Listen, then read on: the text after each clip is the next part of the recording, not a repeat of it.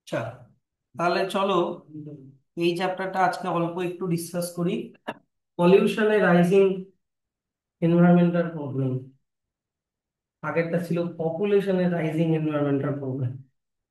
আচ্ছা, পলিউশন তোমাদের ছোটবেলায় কোন চ্যাপ্টার কোন ক্লাসে ছিল পলিউশন?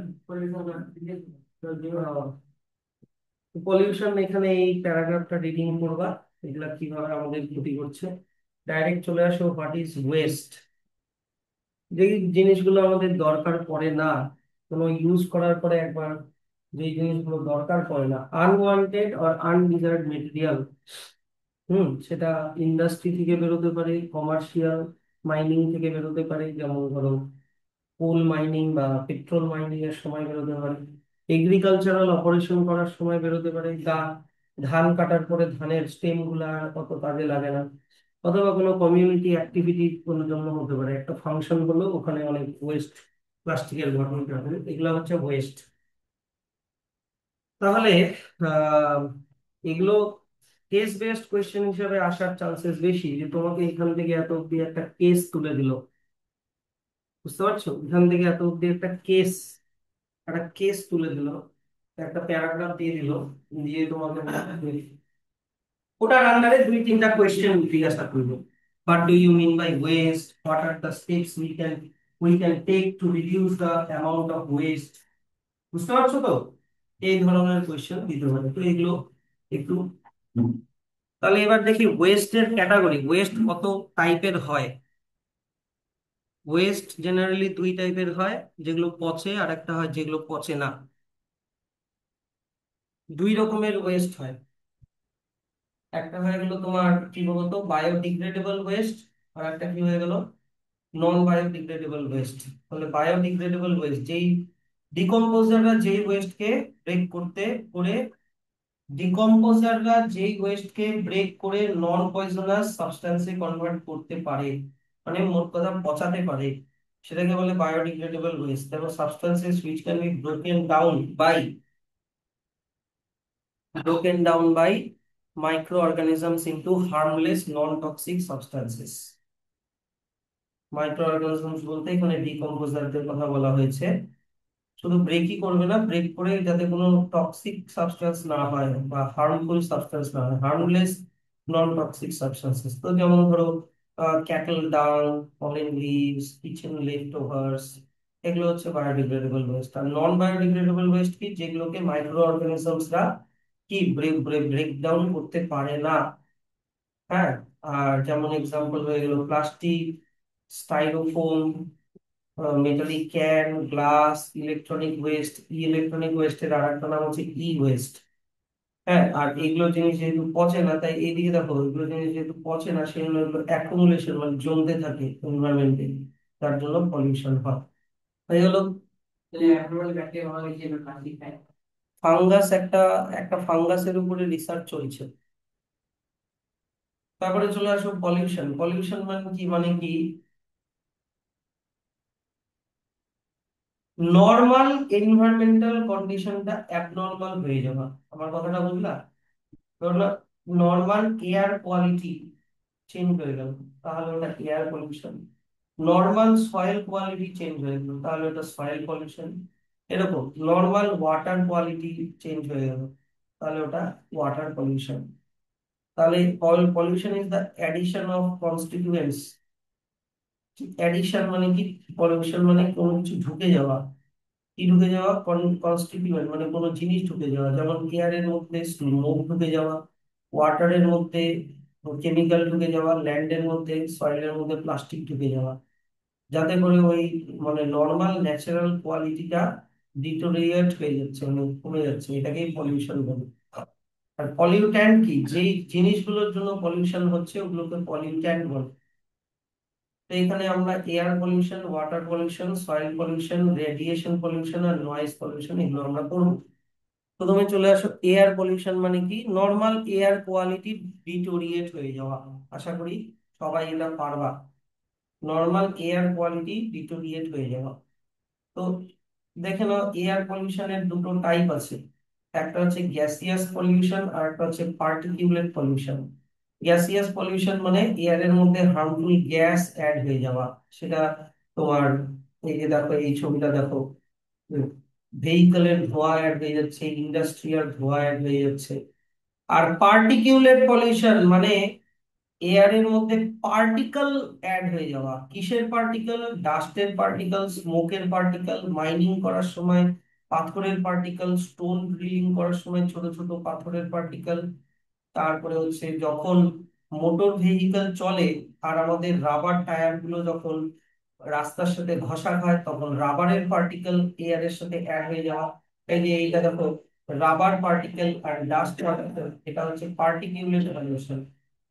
বুঝতে পারছো তো, এমন কোনো কঠিন কিছু কিন্তু নাই। তাহলে এই পলিউশন গুলোর সোর্সেস কি? এক নাম্বার হচ্ছে ন্যাচারাল রিসোর্সেস। যেমন ধরো কোনো একটা ভলক্যানো মনে করো বাস্ট হলো, বা মনে করো ডাস্ট স্টর্ম হয়ে গেল, ধূলিঝড়, বা মনে করো ফরেস্ট ফায়ার হয়ে গেল, তো এগুলোতে মানুষের কোনো হাত নেই। বুঝতে পারছো? এগুলোতে মানুষের কোনো হাত নেই, এগুলো ন্যাচারালি হচ্ছে। ন্যাচারালি যদি কোনো মানে কারণে এয়ার পলিউশন হয় তাহলে ওগুলো natural resources, they are beyond of human control and will continue to occur. এগুলো হতেই থাকবে। এইবার চলে আসো man made resources.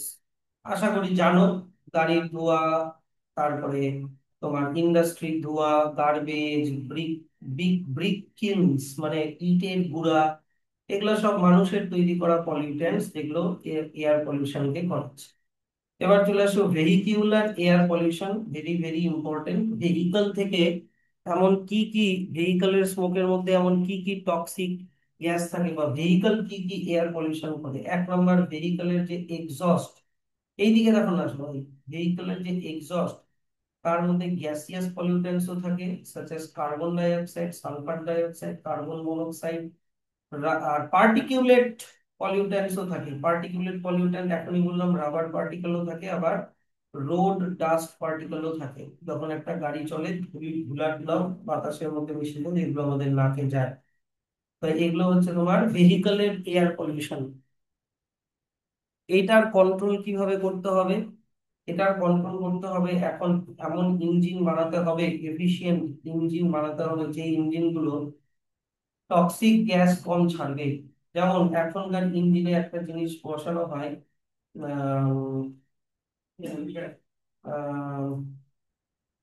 Catalytic converter. কি বসানো হয়? ক্যাটালাইটিক কনভার্টার বলে একটা মেশিন বসানো হয়। এগুলো তো বড় হলে পড়বা, তোমার 12 সিলেবাস এগুলো আছে। হুম? হ্যাঁ, ক্যাটালাইটিক কনভার্টার হচ্ছে এমন একটা মেশিন যে কার্বন মনোক্সাইডকে কার্বন ডাই অক্সাইডে কনভার্ট করে ছাড়ে। স্যার, কার্বন মনোক্সাইডও তো খারাপ, কার্বন ডাই অক্সাইডও তো খারাপ, কিন্তু carbon monoxide is much more dangerous than carbon dioxide. কথাটা বুঝতে পারলাম? কনভার্ট করে দিচ্ছে, ক্যাটালাইটিক রিঅ্যাকশন করে কনভার্ট করে দিচ্ছে। তারপরে গুড কোয়ালিটি অটোমোবাইল ফুয়েল, যে পেট্রোল ডিজেল গুলো হাইলি রিফাইন্ড হতে হবে, আর যাতে করে বেশি ধোঁয়া না হয়। লিড ফ্রি ফ্রি পেট্রোল বানাতে হবে। আগেকার পেট্রোলে লিড দেওয়া থাকতো, বা লিডটাকে মানে সেপারেট করা হতো না, লিডটা থেকেই যেত। Greater use of complex natural gas, CNG. CNG use করা। সিএনজি হচ্ছে ক্লিন গ্যাস, কারণ কার্বন ডাই অক্সাইড ছাড়ে, কার্বন মনোক্সাইড ছাড়ে না। কার্বন ডাই অক্সাইড আর ওয়াটার ছাড়ে, ওয়াটার। তো এগুলো হচ্ছে তোমার জিনিস। এবার industrial air pollution. Industrial air pollution যেমন দেখো এখানে কি আছে, আহ,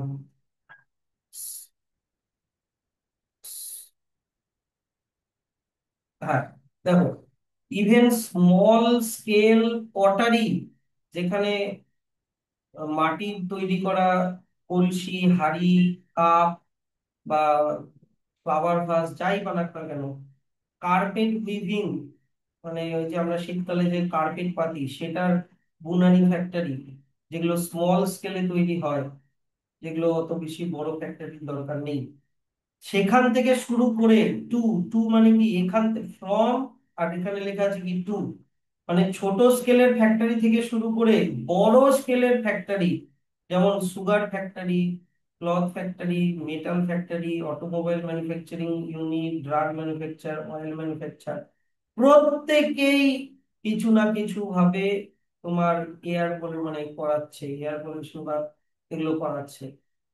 তো এই ইন্ডাস্ট্রি গুলো থেকে গ্যাসিয়াস গ্যাসিয়াস পলিউটেন্ট কি কি বেরোয়? ওই সেম ভেহিকেলের মতো carbon dioxide, sulphur dioxide, carbon monoxide আর অক্সাইডস অফ নাইট্রোজেন। সেটা NO2 হতে পারে, NO3 হতে পারে, NO হতে পারে, N2O হতে পারে, NO3, মানে যাই হোক।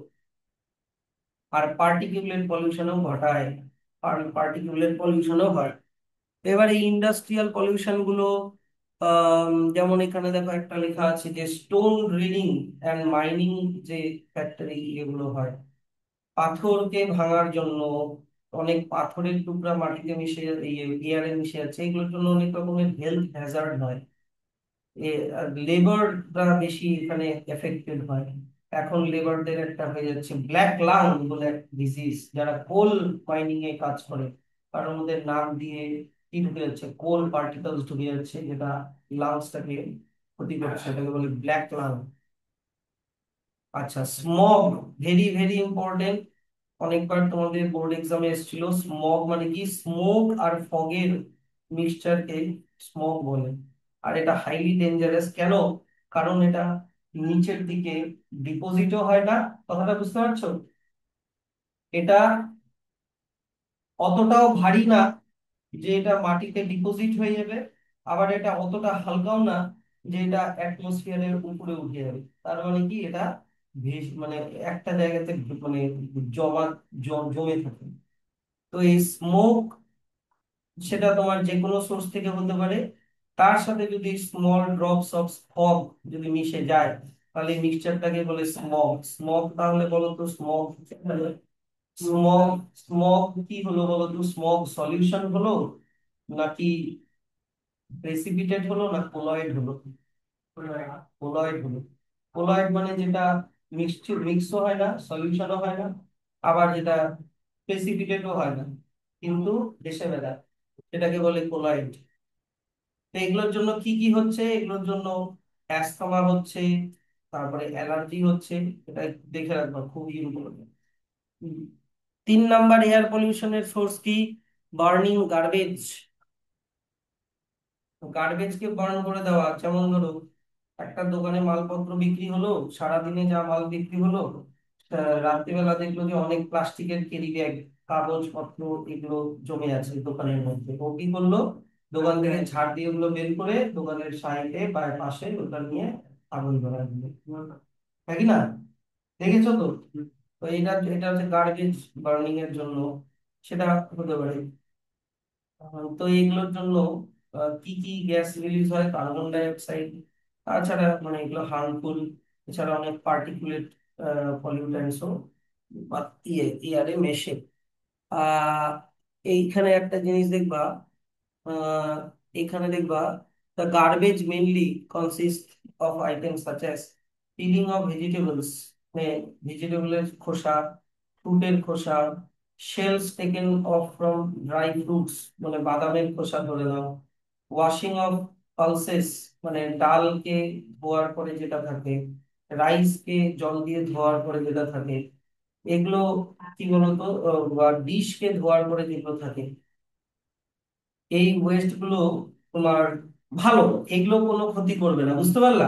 এগুলো কোনো ক্ষতি করবে না।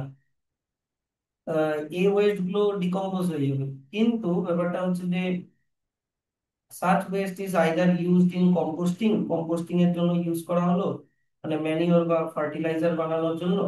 কিন্তু এগুলোকে অনেক সময় কি করে দেওয়া হয়? বার্ন করে দেওয়া হয়। বার্ন করলেই ক্ষতি। দিল্লিতে, দিল্লি তো না, দিল্লির আশেপাশে যে এরিয়া গুলো আছে, আগ্রার এই সাইড গুলোতে, ইউপি ঘাসা যে জায়গাগুলো, যেখানে প্রচুর ল্যান্ড আছে, ওই ল্যান্ডে চাষ করা হয়। কি চাষ করা হয়? ধান চাষ করা হয়। ঠিক আছে, মন দিয়ে গল্পটা শোনো। ধান চাষ করা হয়। এবং ধান চাষ করার পরে ধানগুলোকে যখন হারভেস্ট করা হয়, কাটা হয়, কাটার পরে দেখবা যে ধান গাছের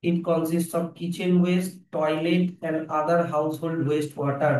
Mainly হাউস থেকে বেরোনো নোংরা জলকেই সিওয়েজ বলে, ইন্ডাস্ট্রি থেকে বেরোনো না, কোথার থেকে বেরোনো না, ডোমেস্টিক মানে হাউস থেকে বেরোনো। এবার এই সিওয়েজের জলগুলো কোথায় যায় বলো? নিয়ার বাই ওয়াটার বডি ওর রিভারে চলে যায়, তাই কি না? তারপরে কিন্তু যদি যদি আশেপাশে ওয়াটার বডি না থাকে তাহলে মাটিতেই ফেলে দেয় কোনো ডাউন এরিয়া। তো large water body, river, lake এগুলো পলিউট হয়ে যাচ্ছে। ট্যাঙ্কি গুলোতে তো বানায়, কিন্তু অনেক বাড়িতে, যেমন আমার বাড়িতেই ছাদের জলগুলোকে আমরা ড্রেনে ফরওয়ার্ড করে দিয়েছি। আর তারপরে অনেকের বাড়িতে আছে বাথরুমের জল, বাথরুমের পায়খানার না, মনে করো পেচ্ছাবের আর স্নানের জলটাকে পাইপ দিয়ে ড্রেনে, যাদের যাদের বাড়ির সামনে ড্রেন আছে তারা ড্রেনে ফরওয়ার্ড করে দিচ্ছে। রুরাল এরিয়াতে তো ট্যাঙ্কি বানাতে হচ্ছে, আর না হলে হচ্ছে তোমার ইয়ে করতে হচ্ছে, তোমার কি জানো, কোনো আশেপাশে কোনো গর্ততে ফেলে দিতে হচ্ছে। এগুলো হচ্ছে তোমার রুরাল এরিয়াতে প্রবলেম। আমাদের এখানে যেমন ধরো আমার বাড়ির সামনে ড্রেন আছে বড়, এবার ওই ড্রেনের মধ্যে আমরা বাথরুমের স্নানের জলটা আমরা ট্যাঙ্কিতে না দিয়ে আমরা ওই ড্রেনের মধ্যে দিয়ে দিচ্ছি, কিন্তু তাতে করে আমাদের কোনো লাভ হচ্ছে না, কারণ ওই ড্রেনের মধ্যে এত প্লাস্টিক যে যখন একটু বৃষ্টি হয় ড্রেনের জল চায় আমাদের বাইকেই ঢুকে যায়। যাই হোক, দেখো এখানে আবার কোনো কোনো ইন্ডিয়ার কোনো কোনো জায়গায় ডেড বডিকেও রিভারে ফেলে দেওয়া হয়। If not dead, the dead bodies, the Ashes, যেমন আমাদের পুরানোর পরে, এই না শ্মশানে পুরানোর পরে মরার যে অ্যাশ গুলো, বা আমরা যে রিচুয়াল করি হিন্দু রিচুয়ালস থাকি না, যে ঘাটে গিয়ে আমরা কি দিই, পিন্ডি দেই, তারপরে হচ্ছে পুরানোর যে ছাইটা সেটা দিই। এই সেরেমনিজ গুলোর জন্য অনেক রকমের, তো গঙ্গা গঙ্গা সব থেকে পলিউটেড ওয়াটার বডি। ইন্ডিয়াতে নদীগুলো এত পলিউটেড কেন? যেখানে আমেরিকা বা সুইডেন বা অস্ট্রিয়া, বা অস্ট্রেলিয়া, ওইখানে দেখবা রিভার গুলো ব্লু, রিভার গুলা ব্লু, আর আমাদের এখানে রিভার গুলা ঘোলা, মাটি কত। কেন জানো? কারণ আমরা রিভারকে মা হিসাবে কনসিডার করি, মায়ের চোখে দেখি, ওই জন্য আমাদের রিভার গুলা পলিউটেড। রিভারকে যদি আমরা রিভারের চোখে দেখতাম তাহলে পলিউটেড হতো না। ওখানকার লোকজন রিভারকে রিভারের চোখে দেখে, বুঝতে পারলা? আমাদের এখানে ধর্ম রিচুয়াল, কালীঘাটে পূজা হচ্ছে, পূজাতে আহ দুধ দিচ্ছে, ফল দিচ্ছে, ফুল দিচ্ছে, হ্যাঁ ওগুলো এরকম, বা শিবের মাথায় ঢালছে দুধগুলো, ওই দুধগুলো যাচ্ছে কোথায়? রিভারে যাচ্ছে। হ্যাঁ, কেন? কারণ যাচ্ছে কোথায়? মায়ের গঙ্গা মা, হ্যাঁ, গঙ্গা মা সব ইয়ে নিয়ে নেয়। গঙ্গা মা কি করে দেয়? আহ, সবকিছুকে পিউরিফাই করে দেয়, বলে না? আসো কোথাও এখান থেকে ব্যালকনি থেকে যাতে কোথাও না যাওয়া হয় নিচে। না, এখানে তো। তারপরে দেখো হচ্ছে তো আমরা যদি রিভারকে, ওখানকার রিভারে ডলফিন ঘুরে, জানো? আমেরিকার মাঝখান দিয়ে একটা বড় রিভার গেছে, কি যেন রিভারটার নাম, জানি না, অনেক আছে। ওখানে ডলফিন ঘোরে। আমাদের গঙ্গাতেও আগে ডলফিন আসতো, স্যার লকডাউনের সময় আসছিল, লকডাউনের সময় পলিউশন কম হয়েছিল তাই আসছিল। আমাদের গঙ্গাতেও ডলফিন আগে থাকতো, এখন আর গঙ্গাতে ডলফিন থাকে না। হম, এইগুলা হচ্ছে গল্প ওখানকার। রিভার ক্রিস্টাল ক্লিয়ার, হ্যাঁ, ক্যামেরা দিয়ে তুললে করে ব্লু এইচডি কালারের ছবি, স্কাই একদম ব্লু এইচডি পিকচার আসে। আর আমাদের ইন্ডিয়াতে একটা ছবি, ঘোলা ঘোলা আকাশ, ঘোলা ঘোলা নদী, ঘোলা ঘোলা সব, যেমন ঘোলা ঘোলা। এটাই হচ্ছে আমাদের প্রবলেম, বুঝতে পারলা? এখন গভর্নমেন্ট তো এগুলোতে অত নিয়ে নাই। Industrial waste. ইন্ডাস্ট্রিয়াল ওয়েস্ট বলতে কি, যে কোনো একটা ইন্ডাস্ট্রি তুমি ধরে নাও না কেন, একটা যদি ওষুধ বানানোর ইন্ডাস্ট্রি হয়, সেখান থেকে শুরু করে একটা জামা কাপড় বানানোর ইন্ডাস্ট্রি, টেক্সটাইল যেটাকে বলে, প্রত্যেকটা ইন্ডাস্ট্রিতে ফ্রেশ ওয়াটার ইউজ হচ্ছে। ওষুধ বানাতে গেলেও ওয়াটার লাগবে, কেমিক্যাল রিয়াকশন গুলো করানোর জন্য। জামা কাপড় বানাতেও জল লাগবে। ওগুলাতে হতো না, যেখানে ম্যানুফ্যাকচার হচ্ছে, ফ্যাব্রিক তো যেখানে ম্যানুফ্যাকচার হচ্ছে, টাই করার জন্য জল ইউজ হচ্ছে, শুকানোর জন্য আগে জলের মধ্যে চুবিয়ে নিয়ে পরে তারপরে শুকানো হচ্ছে। অনেক মানে প্রসেসিং এ ইয়ে লাগে। তো তার জন্য জলটাকে একবার ইউজ করার পরে তো এখন জলটা এখন হয়ে গেল ওর মধ্যে অনেক কেমিক্যাল মিশে গেল। তো এই জলগুলোকে ওরা কি করে, আশেপাশের নদীতে ছেড়ে দেয়, যেটাকে বলে ইফ্লুয়েন্ট। বাড়ির থেকে যেটা বেরোয় সেটাকে বলে কি, সিওয়েজ। আর ইন্ডাস্ট্রি থেকে যেটা বেরোয় সেটাকে কি বলে, ইফ্লুয়েন্ট। এগুলা কিন্তু ছোট ছোট ডিফারেন্স, কিন্তু মাথায় রেখো, হ্যাঁ। তাতে করে নদীর মাছ টাছ সব মারা যাচ্ছে। তারপরে 6 নম্বর, এই নেক্সট হচ্ছে অয়েল স্পিলস। অয়েল স্পিলস, এই যে দেখো লেখা আছে, accidental discharge of petroleum in ocean or estuaries. জাহাজে করে অয়েল নিয়ে যাচ্ছে, ধরুন টার্কি থেকে বা কি যেন, ওই যে আমরা কোথা থেকে নিই, সব সৌদি আরবিয়া থেকে আমরা নিই না, আর সৌদি আরবিয়ার মতনই আর একটা দেশ আছে সব থেকে রিচ, কাতার। কাতার, কাতার থেকে মনে করো একটা জাহাজে করে আসছে অয়েল, সেই জাহাজের মধ্যে অয়েল ট্যাঙ্কের মধ্যে ফুটা হয়ে গেল অয়েল গুলা, তো ইয়েতে মিশে আছে কোন রকম, মনে করো ইয়ে করেনি, মনে করো অনেকদিন ধরে মেনটেনেন্স করেনি, পোরশন হয়ে গেছে বা কিছু একটা। দ্য সোর্সেস অফ স্পিলস, এই যে দেখো একটা হাঁস, হাঁস দেখো তেলের মধ্যে ইয়ে হয়ে কেমন হয়ে গেছে। অয়েল স্পিলস আর ওভারটার্ন দ্য অয়েল ট্যাঙ্কার্স, মানে অয়েল ট্যাঙ্কার গুলো উল্টে গেছে। ওভারটার্ন মানে কি, জাহাজটা পাল্টি খেয়ে গেছে। অফশোর অয়েল মাইনিং মানে সমুদ্রের ধারে অয়েলকে বের করা, সমুদ্রের নিচ থেকে। যেমন একটা এক্সাম্পল দিতে পারবা, অফশোর অয়েল মাইনিং এর একটা এক্সাম্পল দিতে পারবা? Bombay high lands, Arabian sea থেকে ইয়ে বের করছে, যে অয়েল বের করছে। তো ওটা যখন বের করে, তো এখন থেকে গিয়ে 1% তো সিপেজ হয় না অয়েলের, যখন বের করছে অনেক হয়। বা অয়েল রিফাইনারিজ, যাই বলো না কেন, এগুলো fish birds, marine fish bird কে অনেক রকমের ইয়ে। এবার হচ্ছে থার্মাল পলিউশন, আমি যেটা বলতে চাইছিলাম, থার্মাল পলিউশন। ধরে নাও একটা ইলেকট্রিসিটি পাওয়ার প্ল্যান্ট আছে, একটা কি বললাম, ইলেকট্রিসিটি পাওয়ার প্ল্যান্ট আছে, যেখানে কোল কে বার্ন করে, কোলকে বার্ন করে ওই হিট এনার্জি দিয়ে ইলেকট্রিক এনার্জি বানানো হচ্ছে, মানে মোট মোট কথা ইলেকট্রিসিটি বানানো হচ্ছে। সেটা কোনো থার্মাল পাওয়ার প্ল্যান্ট হতে পারে, অয়েল রিফাইনারি হতে পারে, নিউক্লিয়ার পাওয়ার প্ল্যান্ট হতে পারে। মোট কথা যেখানে এনার্জি বানানো হচ্ছে ওখানে জল ইউজ করতে হয়। সেই যে তুমি যেটাকেই পুরাও না কেন, কি কেন স্যার জল ইউজ করতে হয়? ধরে নাও ধরে নাও এই কন্টেনারটার মধ্যে, ধরে নাও এই কন্টেনারটার মধ্যে কোল আছে, ঠিক আছে। এবার এই কন্টেনারে কোল মনে করো বার্ন হচ্ছে, ভাবো এখানে কোল বার্ন হচ্ছে, বার্ন হয়ে এখানে হিট এনার্জি তৈরি হচ্ছে, ওই হিট এনার্জিটাকে ইলেকট্রিসিটিতে কনভার্ট হচ্ছে। আমি আর অত ডিটেলে গেলাম না। এবার তারপরে এই কোলটা কিসে কনভার্ট হচ্ছে, অ্যাশ, ইয়েস অর নো? অ্যাশে কনভার্ট হয়ে গেল।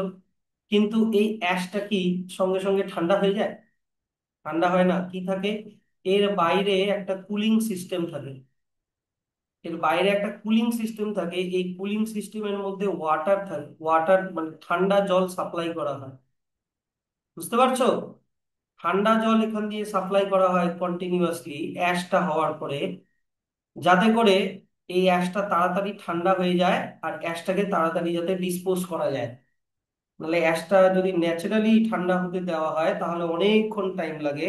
তো ততক্ষণ ইলেকট্রিসিটি প্রোডাকশনকে থামিয়ে রাখতে হবে। তাই ওরা অ্যাশটাকে ঠান্ডা করার জন্য এরকম ওয়াটার কুলিং সিস্টেম রেখে দেয়। তাহলে এখান থেকে হিট ওয়াটারের মধ্যে চলে আসছে, বুঝতে পারছো তো? এখান থেকে হিট ওয়াটারের মধ্যে চলে আসছে, অ্যাশটা ঠান্ডা হয়ে গেল, অ্যাশটাকে বাইরে ফেলে দিচ্ছে, কিন্তু জলটা তো হয়ে গেল গরম, তাই কি না? হট ওয়াটার, এই হট ওয়াটারটা কোথায় যাচ্ছে? চলে যাচ্ছে নদীতে। তাহলে নদীর জলের টেম্পারেচার বেড়ে যাচ্ছে, এটাকে বলে থার্মাল পলিউশন। মাছগুলো, ওখানে তার মাছ থাকতেই তো পারবে না। মাছ কি, গাছ গাছ এদিকে কিচ্ছু থাকতে পারবে না, এত গরম জল, টক বোগা একদম গরম জল, ওটার মধ্যে কেউ থাকতে পারবে?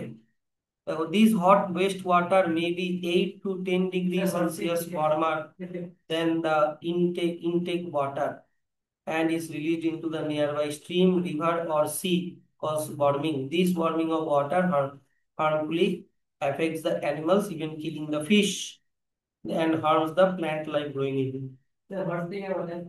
হ্যাঁ, হট স্প্রিং, কিন্তু হট স্প্রিং তো ন্যাচারাল। তাহলে এত অব্দি পড়া দেওয়া থাকলো, হ্যাঁ। নেক্সট দিন এই চ্যাপ্টার আমরা শেষ করবো।